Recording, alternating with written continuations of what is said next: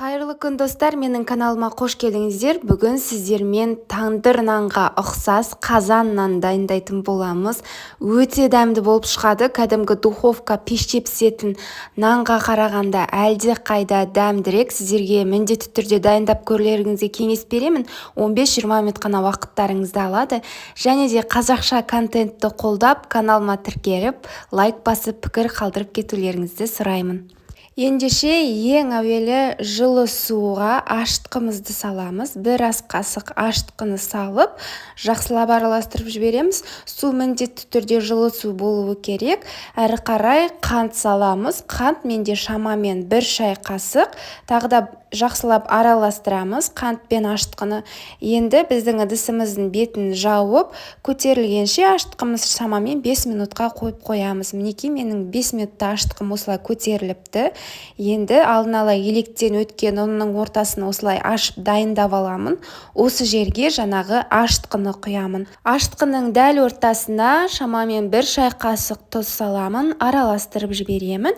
Және алдын ала дайындап қойған сұйық майды құямын. Және тағы да барлығын жақсылап араластырамын. Ашытқы мен ұнды біріктіріп, қазір қамыр илейтін боламын. Керекті заттардың барлығының мөлшерін видеоның описаниесіне жазып қалдырып кеттім. Сол описаниедегі мөлшері бойынша ұнның барлығын қосып, ашытқы мен біріктіріп илейміз.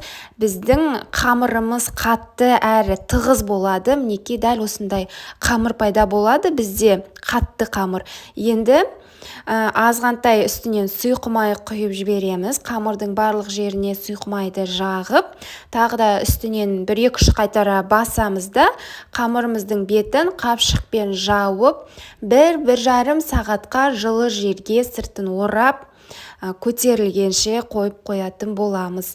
Мінекей қапшықпен осылай мен сыртын орадым. Міне бізде 1 сағат өтті. Менде 1 сағаттың ішінде қамырым осылай көтеріліпті. Енді қамырымды аздап басып жіберемін. Қамыр бізде қолға жабыспайды. Ұн сеуіп қажет емес. Енді дәл ортасынан теңдей етіп 2 бөлікке бөлемін. Қаласаңыздар таразымен өлшеп алсаңыздар болады теңдей етіп. Енді қолмен тағы да 1-2 қайтара басып, қамырларды домалатып аламын. Міне бірінші қамырды осылай домалатып алдым. Енді екінші қамырды да дәл солай қолыммен 1-2 қайтара басып домалатып, бетін қапшықпен жауып, тағы да 5-6 минутқа қойып қоятын боламын. Енді бізге дәл осындай видеодағыдай қазан қажет болады. Біздің өңірде газ болмағандықтан мен плитаның қызуына жасайтын боламын. Газбен ешқандай айырмашылығы жоқ, егер жақсы қызатын болса плита. Енді қазанның да астын қосып қыздырамын, және қақпағын да жанындағы кішірек плитаға қойып, қақпақтың да астын қыздыратын боламын қосып.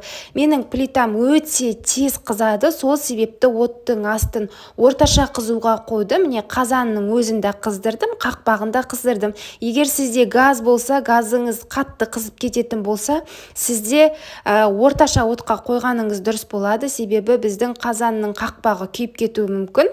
Мінекей қазанның түбі қарайып күйіп кетпесін деп ішіне тұз сеуіп қойдым. Міне қыздар, тағы да бір айтып жіберейін, мен қазанның да астын қостым, мына қақпақ тұрған плитаның да астын қосып қойдым. Екеуін де орташа отқа қойдым, себебі менің плитам тез қызады. Қазан мен қақпақ жақсылап қызғанша мен жаңа қойып қойған 5 минутқа қойған қамырларымды алып, дәл ортасынан қолмен басып күлше нандар дайындайтын боламын. Мінекей видеодағыдай ең әуелі қолмен дәл ортасынан басып аламыз. Әрі қарай шанышқының көмегімен бірнеше жерден тесіп шығатын боламын.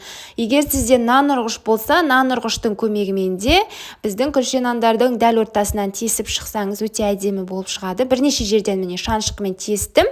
Әрі қарай келесі бетіне аудардым, нанды міндетті түрде, және сол бетіне жұмыртқаның ақ уызын жағып шығамын. Сары уызы жұмыртқаның біздің қазір нандарымыздың бетіне жағуға керек болады, ал ақ уызын нанның астыңғы бөлігіне жағамыз. Мінекей бізде сонда нанымыз қақпаққа жақсы жабысатын болады. Міне мен жаңағы плитадан өте ыстық қақпақты алдым. Қақпақ өте қатты ыстық болып тұр. Енді осы қақпақтың үстіне жаңағы жұмыртқаның ақ уызы жағылған жағын қоямын нанның. Және осы ыстық күйінде біздің нанымыз қақпаққа тез жабысып қалады, бірақ қолыңызбен жақсылап бекітіп басып шыққаныңызда дұрыс жабысқанына көзіңізді жеткізіп, қазір пісіп жатқан кезде біздің нандарымыз түсіп кетпеуі керек. Тағы да үстінен шаншқымен бір басып жібердім. Әрі қарай бетіне жұмыртқаның сарысын жағамын және қара не ақ кунжут себемін. Біздің нандарымыз қақпаққа тез жабысады, бірақ сонда да толықтай жабысқанын қадағалаңыз. Біздің қақпағымыз өте қатты қызып тұруы керек. Мінекей менің наным қақпаққа жақсы жабысты. Енді жаңағы қызып тұрған қазанның бетін осы қақпақпен жабамын. Біздің нанымыз түсіп кетпейді. Міне тағы бір көрсетіп жіберейін. Дәл осылай қызып тұрған қақпаққа нанды жабыстырып, қызып тұрған қазанның бетін жабамын. Менде оттың асты орташа қызуда тұр. Егер сізде газ болып, газыңыз тез қызып кететін болса, сіз газыңыздың астын баяу отқа қойсаңыз болады. Шамамен 20-15 минутта біздің нандарымыз пісіп шығады, қызарып. Екінші қамырды да дәл жаңағындай етіп ортасын басып, ортасын шаншқымен бірнеше жерден тесіп, астына жұмыртқаның сарыуызын жағып дайындап қойды. Міне 20 минут уақыт ішінде шамамен менің наным осылай қызарып пісіпті. Қазір пышақтың көмегімен нанды алатын боламын, қақпақтан ажырататын боламын. Біздің нанымыз өте тез алынып қалады. Қақпақтан ең әуелі пышақпен жан-жағын ашып алсаңыз, өте тез түсіп қалады. Қаласаңыз қақпақты бір қайтара жуып жіберсеңіз болады. Менің қақпағым ешқандай күйіп кеткен жоқ, нан да жабысып қалған жоқ. Сол себепті мен қайтадан екінші дана күлшені дәл жаңағындай етіп осы қақпаққа жабыстырып дайындады. Бірақ қақпақты екінші күлше нанды жабыстыратын кезде міндетті түрде тағы да бір қыздырып алғаныңыз дұрыс болады. Қақпақ өте қатты қызып тұру керек. Міне екінші күлше нанды да дайындап пісірдім. Міне видеода көрсетілгендей ең бірінші жан-жағын ашып алсаңыз, біздің күлше нандарымыз тез түсіп қалатын болады. Осымен біздің өте дәмді жып-жұмсақ қазан нандарымыз дайын.